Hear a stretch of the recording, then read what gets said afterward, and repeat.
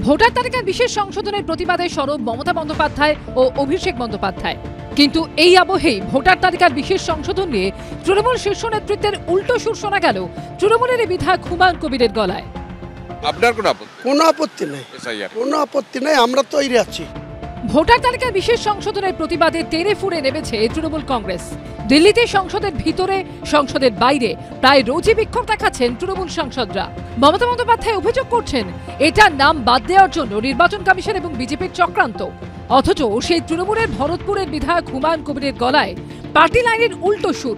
তিনি বলছেন এই প্রক্রিয়ায় তার কোনো আপত্তিই নেই। এসআইআরে কোনো আপত্তি নেই, কারণ আমরা কোনো ভুয়ো ভোটার, জাল ভোটার বা রোহিঙ্গা ভোটার বা বাংলাদেশের কোনো ভোটারের আমাদের মুর্শিদাবাদ জেলায় কোনো সুযোগই নেই। যদি কোনো কারণে ডেথ ভোটার থেকে থাকে সেটাও 0.01% হতে পারে। সম্প্রতি ভোটার তালিকার গরমিলের অভিযোগে এরাজ্যের 4 জন সরকারি অফিসারকে সাসপেন্ড এবং তাদের বিরুদ্ধে এফআইআর দায়েরের নির্দেশ দেয় নির্বাচন কমিশন। জানিয়ে সুর চড়ান মমতা বন্দ্যোপাধ্যায়। কালকে আমার 2 জন অফিসারকে নোটিশ পাঠানো হয়েছে কিনা তাকে সাসপেন্ড করা হলো।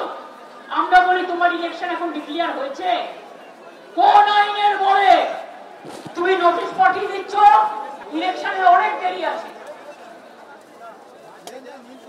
8 মাস দেরি আছে। এখন থেকে সাসপেন্ড করতে শুরু করেছেন হরিদাস সব, কৃষ্ণদাস সব, বিজেপির কন্ডাক্ট লেবারেরা, বিজেপির কন্ডাক্ট লেবার। লজ্জা করে না? তুমি তোমার ক্ষমতা জানো না? অমিত শাহ দালালি করছো চেয়ারে বসে।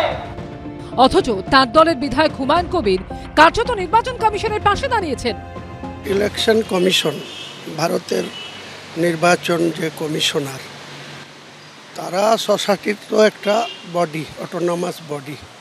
তিনারা ভারতবর্ষের যারা নাগরিক বা যাদের ভোটার লিস্টে নাম রয়েছে তাদের পুনরায় যাচাই করার জন্য সেখানে কোনো ভুল আছে কিনা, ভুয়ো ভোটার আছে কিনা, সেটা যাচাই করার জন্য যে কোনো পদক্ষেপ তিনারা করতে পারেন, সেটা তিনাদের অধিকার রয়েছে। কাজেই এসআইআর করলে আমাদের আপত্তি থাকার কিছু নেই।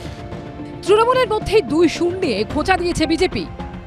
হুমায়ুন বাবু যিনি কিনা ভয়ানক ভয়ানক মাঝে মাঝে সত্যি কথা বলেন, তিনি আরেকটা সত্যি কথা বলে ফেলেছেন একটু কম ভয়ানক, কিন্তু আসলে কেন বলেছেন, কিসের জন্য বলেছেন, সেটা একটা রাজনৈতিক ব্যাখ্যা পরে হয়তো আমরা পাবো। হঠাৎ এত ভালো কথা বলছেন কেন, ভূতের মুখে নাম নাম। সব মিলিয়ে তৃণমূল বিধায়ক হুমায়ুন কবিরের এই মন্তব্য ঘিরে জল্পনার পারদ চড়ছে। কৃষ্ণেন্দু অধিকারী, দীপক ঘোষ ও আশাবুল হোসেনের রিপোর্ট, এবিপি আনন্দ।